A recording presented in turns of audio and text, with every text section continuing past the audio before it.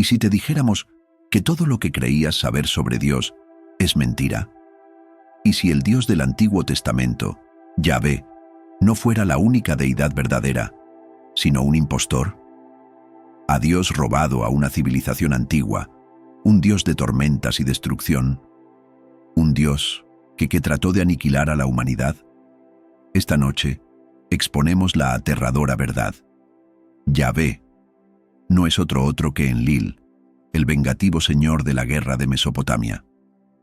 Y al final de este video, su fe nunca será la misma. ¿Quién era Enlil? Para descubrir esta sorprendente verdad, debemos viajar miles de años al pasado, a los albores de la civilización. Albores de la civilización. Los sumerios, los acadios, los babilonios, todos adoraban a un panteón de dioses, pero un dios sobresalía sobre el resto. Enlil no era un creador amoroso, era un dios de la destrucción, la ira y el poder absoluto. Un dios que decidía quién vivía y quién perecía. Era temido, era despiadado. Y agárrate, él era el dios que una vez trató de aniquilar a la humanidad. Pero antes de empezar a hablar de las fechorías de Enlil, vamos a conocerlo más. Enlil encarnaba múltiples arquetipos que reflejaban su compleja naturaleza. Como criador y destructor, rey y protector, la presencia de Enlil determinaba el equilibrio entre la creación y el caos, el orden y la agitación. Cada arquetipo revelaba una capa de su poder, conectándolo con fuerzas tanto divinas como terrenales. El papel de Enlil como creador es uno de los aspectos más significativos de su mitología. En la creencia sumeria, fue Enlil quien separó el cielo y la tierra, dando origen a la vida. La vida. Este acto cósmico era fundamental en la cosmología mesopotámica. Su poder creativo no se detuvo ahí. También dio a la humanidad las herramientas necesarias para supervivencia, como la piqueta, que simbolizaba el cultivo de la tierra y el nacimiento de la civilización.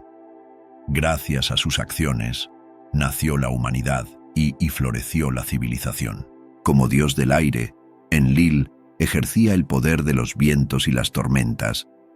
Conocido como el Señor del Viento, controlaba las suaves brisas de la primavera que alimentaban la vida, pero también desataba huracanes y tempestades cuando se enfurecía.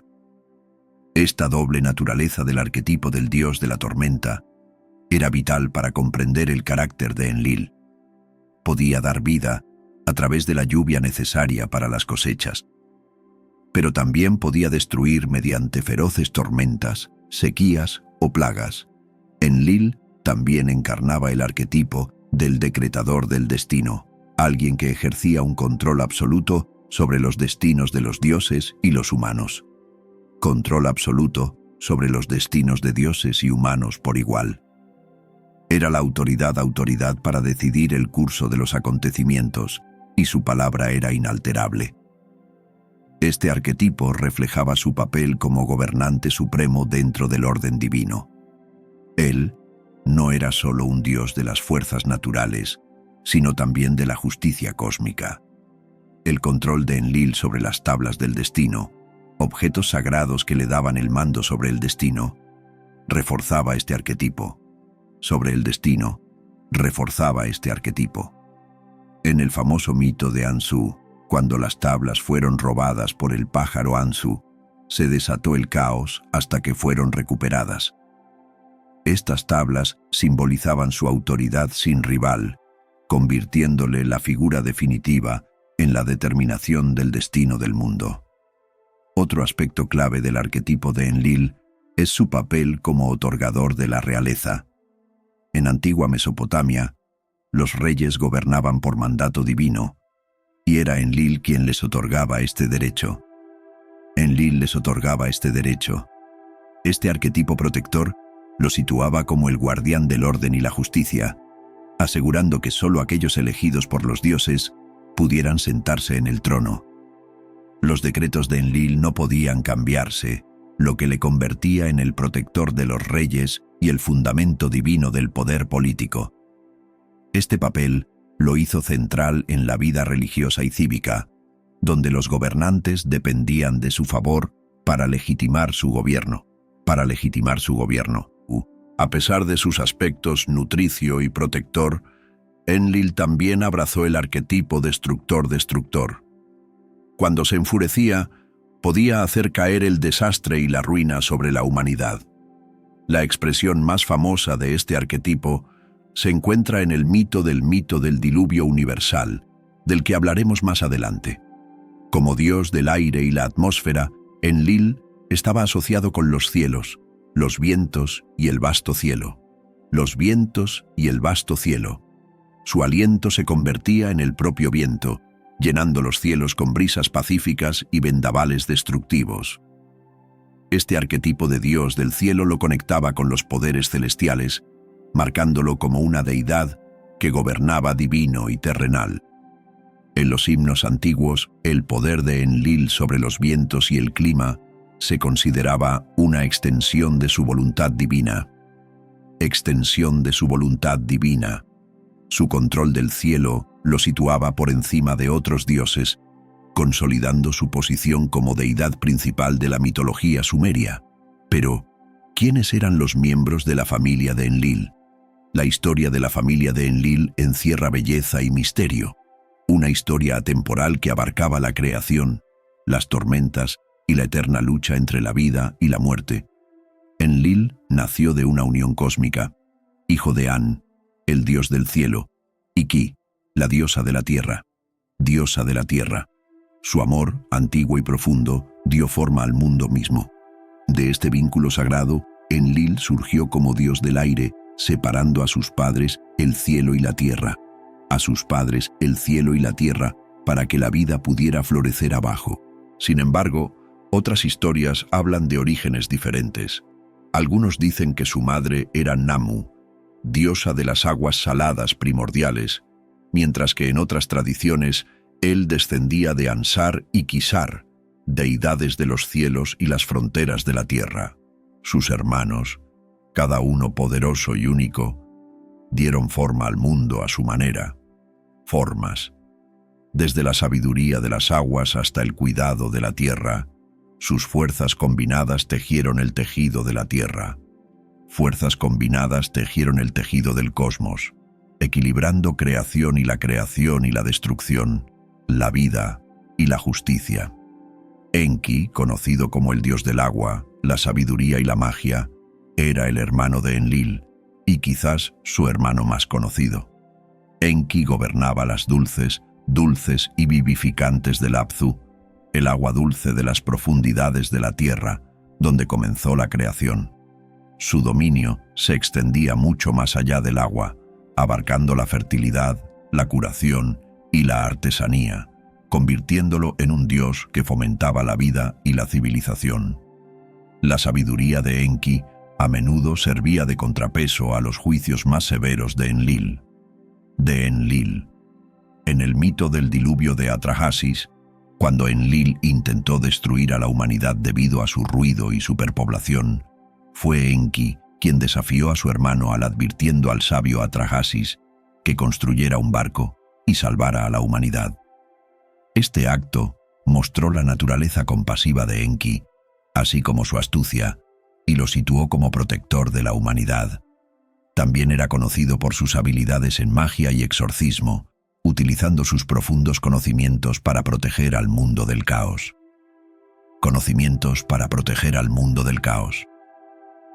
El papel de Enki en la justicia y la artesanía, en particular la construcción de barcos y la fabricación de herramientas, lo vinculó al crecimiento de la civilización humana. Así como su control sobre la fertilidad de la tierra, garantizó el florecimiento de la vida.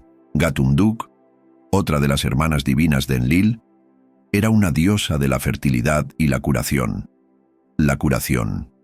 En la ciudad de Lagash, era profundamente venerada como deidad protectora. Su conexión con la fertilidad la convertía en una fuerza vital para asegurar la prosperidad de la tierra y del pueblo. Como muchas deidades de la fertilidad, Gatumduk vigilaba los ciclos de nacimiento y renacimiento. ciclos de nacimiento y renacimiento, nutriendo la vida en sus primeras etapas. De este modo, Gatumduk equilibraba las tendencias más destructivas de Enlil, encarnando la fuerza suave y vivificante necesaria para sostener el mundo. Ninhursag, la diosa de la tierra, la vida salvaje y el nacimiento. Según los Ninhursag, a veces llamada Aruru, Nintur o Ninma, era la diosa de la tierra, especialmente asociada con la fauna y la flora. La tierra, especialmente asociada con la vida salvaje, los animales y el nacimiento. Ella desempeñó un papel fundamental en la creación de la vida y la protección de los animales, asegurando la fertilidad de la tierra y la supervivencia de las especies. En muchos sentidos, encarnaba el aspecto nutricio de la tierra misma, supervisando el nacimiento y los ciclos de la vida. El papel de Ninhursag en los mitos la situaba a menudo en el centro de las historias de la creación. En un mito, ayudó a Enki a crear a los humanos a partir de arcilla, dándoles vida con su aliento. Dándoles vida. Este acto la situó como madre de todos los seres vivos, una fuerza de la naturaleza que trabajaba junto al gobierno de su hermano Enlil sobre los cielos y el viento. Juntos, representaban el equilibrio entre el aire y la tierra, asegurando que la vida pudiera prosperar en armonía. Numbarshegunu, la diosa de la justicia y la sabiduría. Numbarshegunu, aunque menos conocida, era una diosa de la justicia y la sabiduría, hermana de Enlil. Sabiduría y hermana de Enlil. A menudo se la consideraba una portadora de justicia, que utilizaba su sabiduría para garantizar la equidad y el orden. Su sabiduría para garantizar la equidad y el orden en el mundo. Su conexión con la sabiduría la situó en un linaje de dioses y diosas que, como Enki, tenían el poder del conocimiento.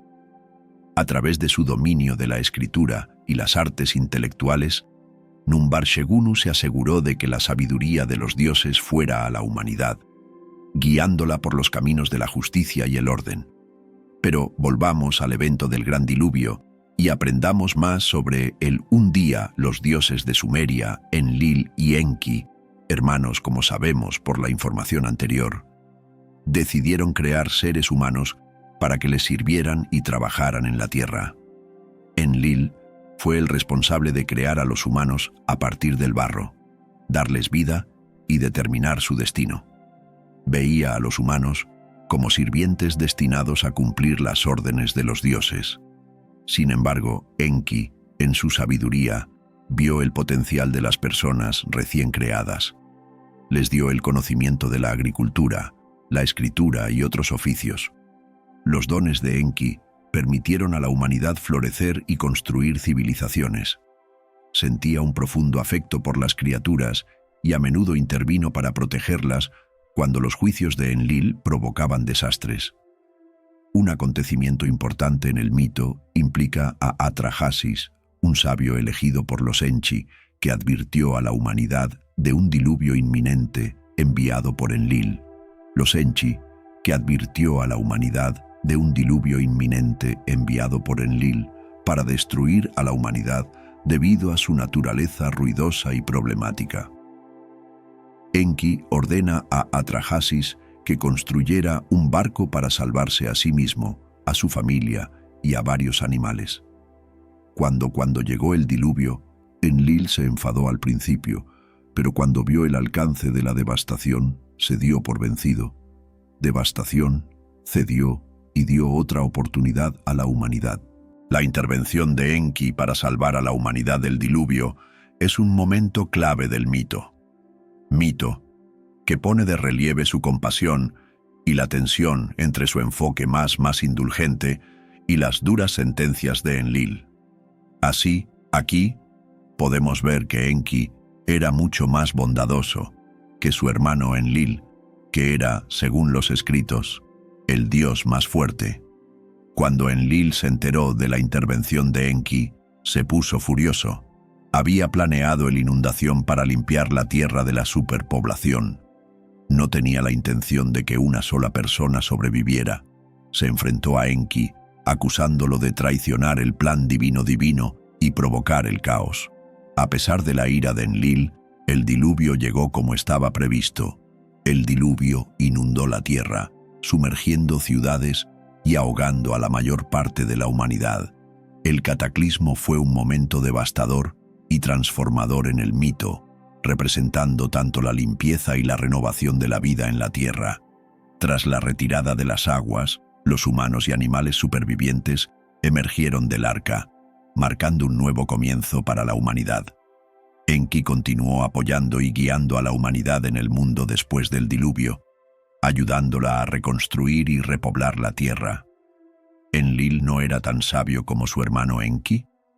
Enlil acabó dándose cuenta de la importancia de la supervivencia de la humanidad. Comprendió que desempeñaban un papel vital, sirviendo a los dioses a través de su culto y ofrendas. Ofrendas. La supervivencia de los restos de la humanidad asegura la continuidad de estas prácticas religiosas esenciales para el orden divino.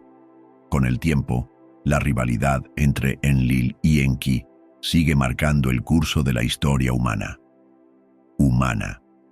Enlil suele ser visto como el severo ejecutor de los decretos divinos, mientras que Enki sigue siendo la fuente de sabiduría, innovación y creatividad para la humanidad. El poder de Enlil sobre la tierra significaba que podía traer bendiciones como cosechas fértiles y prosperidad, pero también podía desatar fuerzas destructivas como tormentas y sequías cuando estaba disgustado con las acciones de la humanidad. Enki, por otro lado, ofrecía constantemente orientación y apoyo a la gente, ayudándoles a hacer frente a los desafíos de la vida. Así es. La historia del Arca de Noé originalmente no se trataba de Yahvé. Mucho antes de que se escribiera la Biblia, los antiguos sumerios contaban una historia casi idéntica, pero en su versión fue Enlil, furioso por la ruidosa desobediencia de la humanidad, quien decidió limpiar la tierra. La tierra envió un diluvio catastrófico para ahogar a todos los seres vivos. Los paralelismos de paralelismos son innegables. El engaño, aún mayor. Aquí es donde las cosas se ponen aterradoras. Cuando los israelitas fueron llevados a Babilonia, estaban rodeados por los restos del legado de Enlil, y los estudiosos ahora están de acuerdo. Gran parte del Antiguo Testamento fue escrito o editado durante este tiempo, y de repente, Yahvé empieza a parecerse a Enlil. Averigüemos por qué Yahvé aparece durante la cautividad babilónica. El cautiverio o exilio babilónico se refiere al período de tiempo en la historia de Israel cuando los judíos fueron llevados cautivos por el rey Nabucodonosor II de Babilonia. Es un período de la historia bíblica, porque tanto el cautiverio, exilio, como el retorno y la restauración de la nación judía fueron el cumplimiento de profecías del Antiguo Testamento. Dios usó a Babilonia como su agente de juicio contra Israel por sus pecados de idolatría y rebelión contra él. En realidad hubo varias épocas diferentes durante este período, 607 a 686 a.C., cuando los judíos fueron llevados cautivos por Babilonia. Con cada rebelión sucesiva contra el dominio babilónico, Nabucodonosor dirigía sus ejércitos contra Judá hasta que sitiaban la ciudad. Contra Judá, hasta sitiar Jerusalén durante más de un año, matando a mucha gente y destruyendo el templo judío. Llevando cautivos a muchos miles de judíos y dejando Jerusalén en ruinas. Según lo profetizado en las Escrituras, se permitiría al pueblo judío regresar a Jerusalén después de 70 años de exilio. Esa profecía se cumplió en 537 a.C., y el rey Ciro permitió a los judíos regresar a Jerusalén. Ciro de Persia permitió a los judíos regresar a Israel y comenzar a reconstruir la ciudad y el templo. La reconstrucción de la ciudad y el templo. El regreso bajo la dirección de Esdras condujo a un renacimiento y la reconstrucción del templo. La revuelta de Joaquín de Judá contra Babilonia Bajo el reinado de Nabucodonosor II, el imperio babilónico se extendió por todo Oriente Medio. Y hacia el 607 a.C., el rey Joaquín de Judá se vio obligado a someterse, convirtiéndose en vasallo de Babilonia. A la sumisión, convirtiéndose en vasallo de Nabucodonosor, según Reyes 24:1. Fue durante este tiempo que Nabucodonosor tomó cautivos a muchos de los mejores y más brillantes jóvenes de cada ciudad de Judá. Entre ellos Daniel, Ananías, Sadrac, Misael, Mesac y Azarías, Abednego. Después de 3 años de servir a Nabucodonosor, Joaquín de Judá se rebeló contra el dominio babilónico y una vez más se dirigió a Egipto en busca de apoyo. Después de enviar a su ejército para hacer frente a la revuelta de Judá, Nabucodonosor abandonó Babilonia en el 598 a.C. para ocuparse del problema. Al llegar a Jerusalén alrededor de marzo de 597 a.C., Nabucodonosor sitió Jerusalén, tomando el control de la zona, saqueándola y llevando cautivo con él al hijo de Joaquín, su familia, y a casi toda la población de Judá, dejando solo a los más pobres del país. 2 Reyes 24:8-16. En ese momento, Nabucodonosor nombró al rey Sedequías para gobernar como su representante sobre Judá, pero al cabo de 9 años y sin haber aprendido aún su lección, Sedequías condujo a Judá a la rebelión contra Babilonia una última vez. 2 Reyes 24-25. Influenciado por falsos profetas e ignorando las advertencias de Jeremías. Jeremías era un sacerdote israelita que vivió y trabajó en Jerusalén durante las últimas décadas del reino del sur de Judá. Fue llamado como profeta para advertir a Israel de las severas consecuencias de romper su pacto con Dios a través de la idolatría y la injusticia.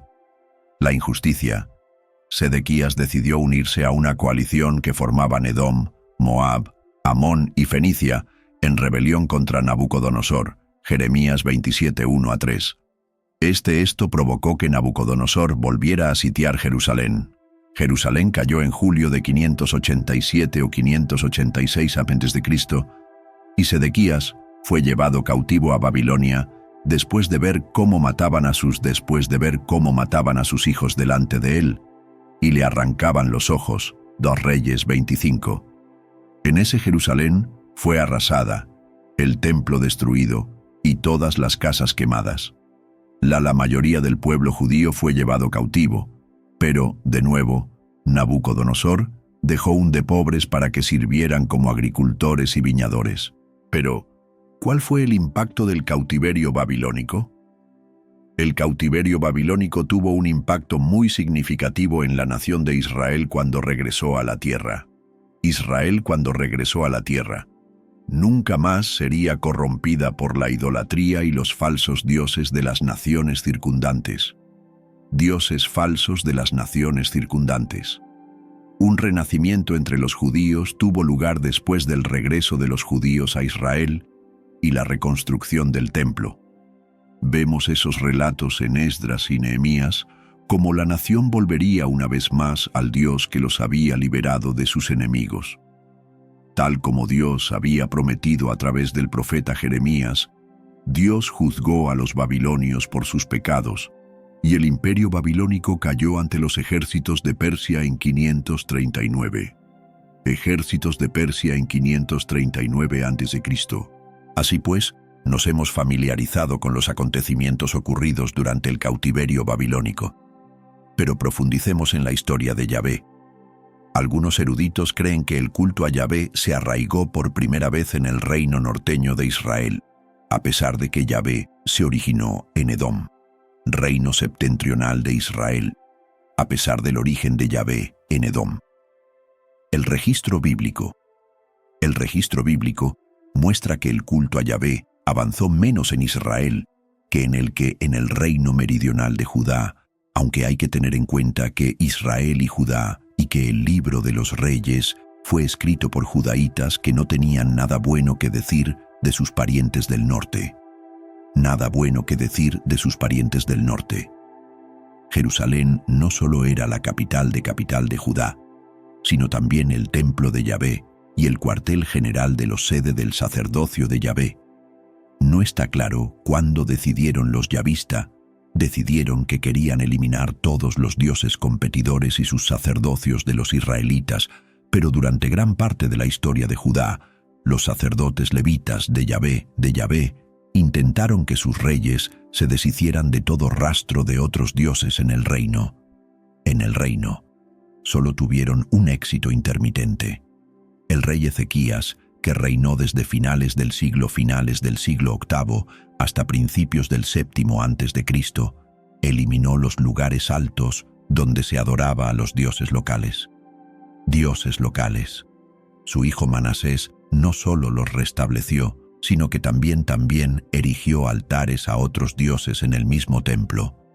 En 622 a.C., el nieto de Manasés, Josías, se embarcó en una campaña para borrar cualquier rastro de otros dioses cuyo culto había fomentado su abuelo.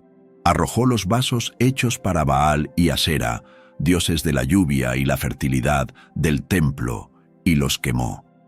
En todo alrededor de Judá, derribó pilares y postes dedicados a dioses locales y mató a sus sacerdotes. Destrozó los altares de Astoret, Quemos y Milcom, deidades cananeas, que se habían erigido en las colinas alrededor de Jerusalén desde los días de Salomón. 2 Reyes 23, 4-13. El rey Josías rindió culto a Yahvé durante un breve periodo de tiempo. Las reformas de Josías marcan un punto álgido en la dominación del reino por el culto yahvista, pero no duraron. El faraón Neco mató a Josías en batalla en el 609 a.C. y puso a Josías, hijo Joacaz, en su lugar. 3 meses después, Neco depuso a ese sustituyó por Joaquín, que reinó 11 años, durante los cuales también hizo lo que era necesario. Reinó 11 años, durante los cuales también hizo lo malo ante los ojos del Señor sus padres. 2 Reyes 23:37. En pocas palabras, hasta el cautiverio babilónico, la religión israelita toleró algunos cultos dentro del marco más amplio del culto nacional a Yahvé. El cautiverio babilónico fue consecuencia de las rebeliones de Judá contra su vasallaje a los babilonios.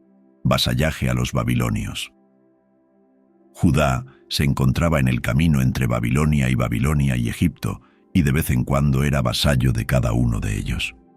En 597 a.C., el emperador babilónico Nabucodonosor sitió Jerusalén, se llevó a gran parte de la élite de la ciudad al exilio en Babilonia, incluidos algunos de los sacerdotes yahvistas, e instaló un nuevo rey, Sedequías, como su vasallo. En 586, Sedequías trató de cambiar su lealtad a Egipto en contra del consejo de Jeremías, y esta vez Nabucodonosor tuvo suficiente. Quemó Jerusalén y el templo de Yahvé hasta los cimientos, mató a los hijos de Sedequías delante de él, y luego le sacó los ojos a Sedequías, y envió al rey y al resto de la élite de Jerusalén al exilio. Los israelitas dudaron del poder de Yahvé tras su exilio. Los yahvistas en Babilonia probablemente vivieron una vida material cómoda en el exilio, pero con un problema teológico existencial. Su Dios, Yahvé, había jurado un pacto de protegerlos y sostenerlos, y sin embargo, a pesar de todo el culto que le rendían, habían sido deportados de la tierra donde vivían. Habían sido deportados de la tierra que Yahvé les había dado. Peor aún, los adoradores babilonios del dios Marduk habían quemado la propia casa de Yahvé, su santo de los santos, y Yahvé no había hecho nada para detenerlos. ¿Cómo podía el Elión, el Dios Altísimo, el jefe de todos los dioses, permitir que le sucediera esto? Su primera respuesta fue que, evidentemente, todos los esfuerzos anteriores por persuadir a los israelitas de que renunciara a sus otros dioses y adorar solo a Yahvé no habían sido suficientes. Los profetas habían lanzado advertencia tras advertencia. Yahvé había infligido plagas y hambres y derrotas en batalla durante siglos y no habían escuchado. Ezequiel, un sacerdote que había formado parte de la primera oleada de exiliados, reprochó a los israelitas su negativa a ser fieles a Yahvé. Su negativa a ser fieles a Yahvé. Una variante de esa respuesta es que Yahvé se había enfadado tanto con Manasés que había colocado ídolos en el templo, que ídolos en el mismo templo, que iba a limpiar Jerusalén como se limpia un cuenco, limpiándolo y volviéndolo de cara.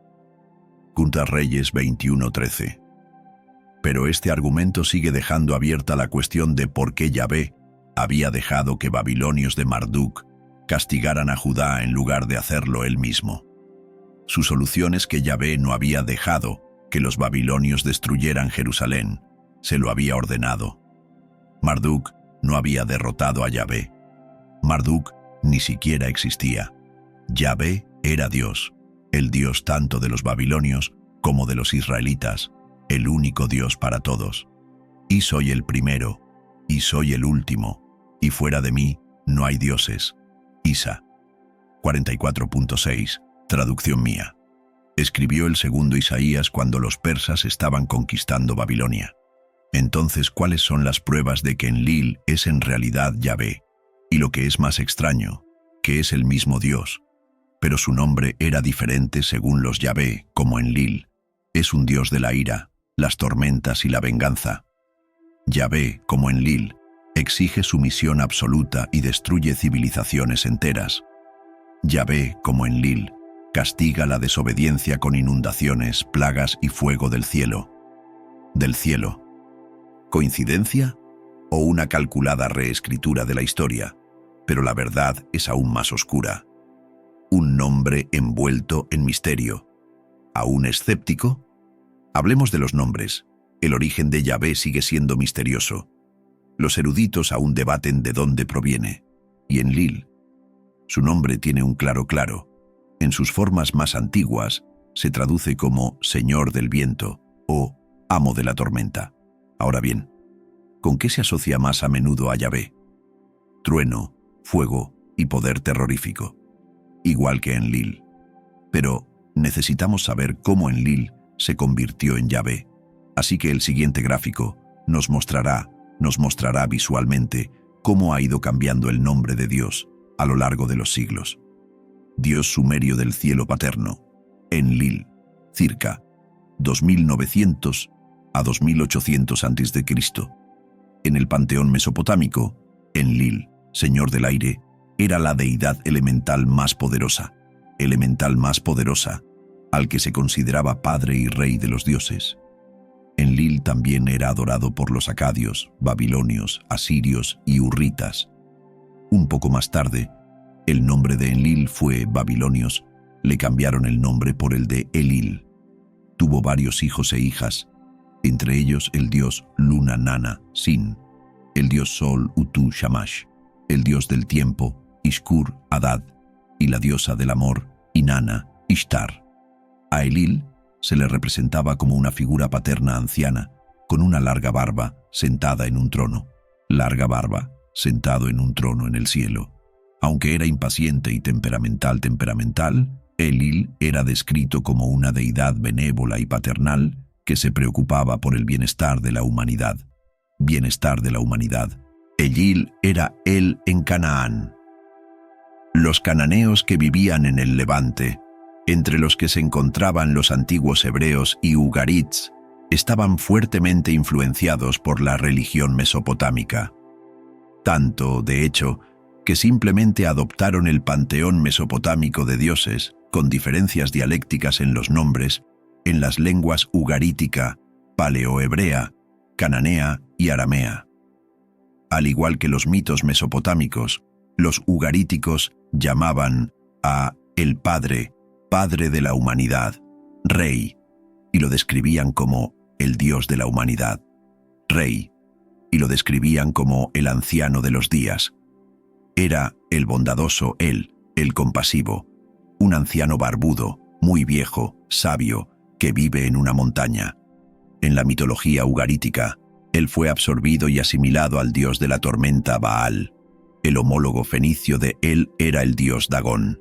Él, y más tarde Baal, se asociaba con toros y bueyes como signo de divinidad. Tercera etapa. Los israelitas fusionan a él con IHWH, Camil 21 a 1000 AEC.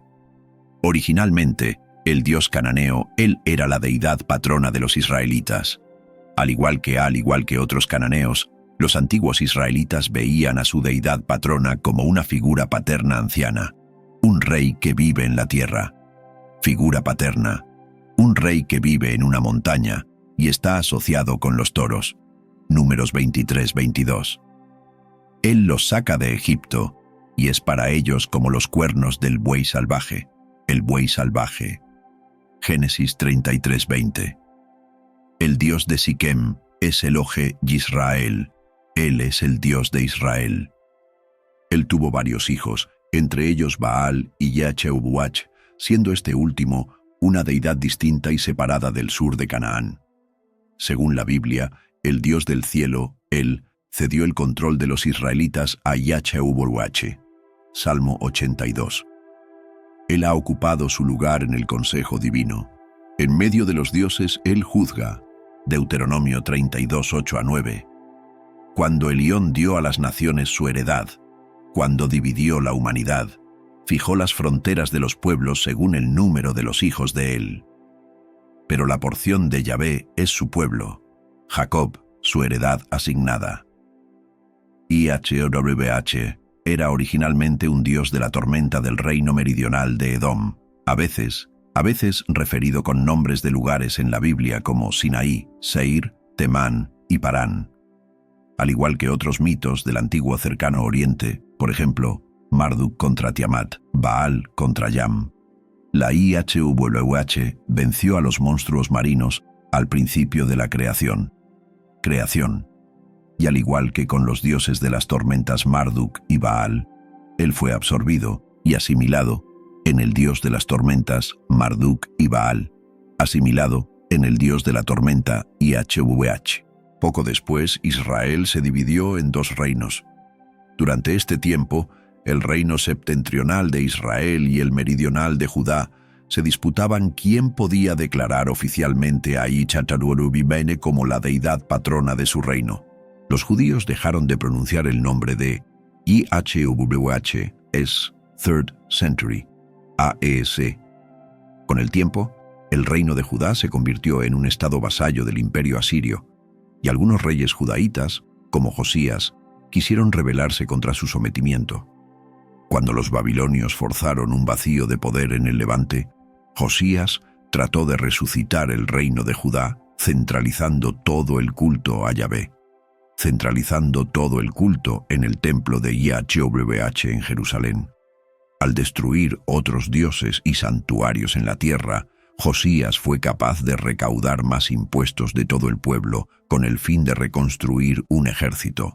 Su justificación teológica para dioses era que el culto politeísta de Judá a otras deidades era la causa de su sometimiento. Deidades era el culpable de su subyugación. Los judaítas eran ahora en su mayoría que adoraban exclusivamente a Yahweh sin negar la existencia de otros dioses. Alrededor de esta época, la religión israelita adoptó abiertamente el aniconismo con el fin de para evitar que reaparecieran imágenes de otros dioses y robaran recursos a Jerusalén. Pero entonces el imperio babilónico destruyó Judá y exilió a ciertos aristócratas judaítas, incluidos escribas y sacerdotes religiosos, que fueron llevados a Babilonia. Estos judíos recién aislados cambiaron su teología para acomodarse a la de haber perdido su reino ante los paganos. Los judíos se encontraron sin rey, sin reino y sin templo. Ya no podían adorar a Yahweh como el Dios nacional de una familia real. Así que, para preservar su identidad religiosa y cultural, los judíos actualizaron sus creencias sobre Yahweh, originalmente un dios de la tormenta localizado que se fusionó con Enlil, y lo declararon como una deidad universal que en realidad era responsable del exilio babilónico en primer lugar. Allí, comenzaron a escribir la Biblia desde la perspectiva del movimiento IHWH Only de Josías, hasta que fueron liberados por los persas. Los judíos ahora se volvieron mucho más exclusivistas, monoteístas y centrados en la Torá. En el siglo III a.C., los judíos prohibieron pronunciar el nombre de IHWH, y optaron, en cambio, por utilizar la designación general de Dios, Enlil en sumerio, Theos en griego, con el fin de reforzar su nueva idea de que solo una deidad estaba a cargo de todos los acontecimientos del universo. El Enlil de los filósofos imperiales, aproximadamente 3 Cenminam, AEC 17 Cent a.C. Durante gran parte de la historia de la humanidad, incluyendo las religiones, los dioses eran como los humanos en casi todos los sentidos. Eran personas físicas, aunque invisibles, que comían, bebían, caminaban, hablaban y hacían caca. De ahí que las primeras representaciones de Dios en la Biblia lo describan en términos antropomórficos. Sin embargo, debido a su contacto con y aculturación de otros sistemas de creencias, los judíos se habían apropiado de un concepto más espiritualizado de la religión. De otros sistemas de creencias, los judíos se habían apropiado de un concepto más espiritualizado de Dios de la Ahura Mazda persa, siglo VI a.C., la mónada platónica, siglo IV a.C., y los demiurgos grecorromanos, a partir del siglo III a.C., y de los demiurgos grecorromanos, a partir del siglo III. Los filósofos griegos, sobre todo, no apreciaban las representaciones burdas y carnales de los dioses antropomórficos clásicos. Ahora bien, la versión universal judía de Enlil se convirtió en una deidad apetecible para los filósofos helenistas que concebían al Uno como puro espíritu o pura mente. Los teólogos judíos, como Filón, y los apologistas cristianos, los padres de la Iglesia, se de transformar a Dios en un ideal abstracto. Judíos y cristianos fusionaron con la religión imperial institucionalizada de los romanos, que el Imperio Romano simplemente transformó en un cuerpo político que se extendió por todo el mundo. En un cuerpo político que se extendió a través de la violencia y la coerción. Este nuevo Dios filosófico dominaría los imperios teocráticos de la Europa medieval y del Islam. El Enlil de los modernistas racionales, aprox.s, década de 1960, época de la Reforma Protestante, la Ilustración y un énfasis excesivo en el racionalismo analítico. Este enfoque analítico de la religión transformó los conceptos medievales sobre Dios en un sistema de creencias individualista, preocupado por la salvación individual, en detrimento de hacer el bien en el mundo real. Los liberales a menudo rechazaban la Biblia por no adherirse a las nociones modernas de credibilidad racional, adoptando una teología natural y una visión de Dios basada en la naturaleza. Enlil había vuelto a su estado elemental original. Los conservadores reaccionaron en sentido contrario, convirtiendo la Biblia en una enciclopedia modernista de hechos sobrenaturales, con el mismo estatus legal que la Constitución estadounidense. Enlil había regresado ahora como una deidad tribal soberana que por alguna razón también favorecía las democracias representativas. Las creencias sobre Dios, ya fueran liberales o conservadoras, estaban ahora dictadas por democráticos de racionalidad e igualdad entre los creyentes. El espíritu puro de Enlil, desarrollado por los filósofos griegos, se convirtió en un científico moderno que encarnaba verdades absolutas del bien y del mal, y cada cual era libre de concebir a Dios de acuerdo con su propia conciencia, que normalmente tomaba la forma de un presidente o director general de una empresa. El Enlil de los posmodernos relativistas, 1960 presente. El problema es que el Dios Padre del Cielo, Enlil, siempre había sido una deidad de violencia redentora. Ofender a él ya hubiera hecho Dios significaba como consecuencia un castigo divino, que fue explotado para las agendas colonialistas durante el período moderno temprano. Un Enlil enojado todavía necesitaba apaciguamiento con el fin de dispensar misericordia, y este Dios retributivo simplemente no encajaba bien con los hippies. La Ilustración hizo a Dios demasiado racionalista. Él era demasiado como un científico distante y no lo suficiente como un mejor amigo, por lo que un cambio era necesario.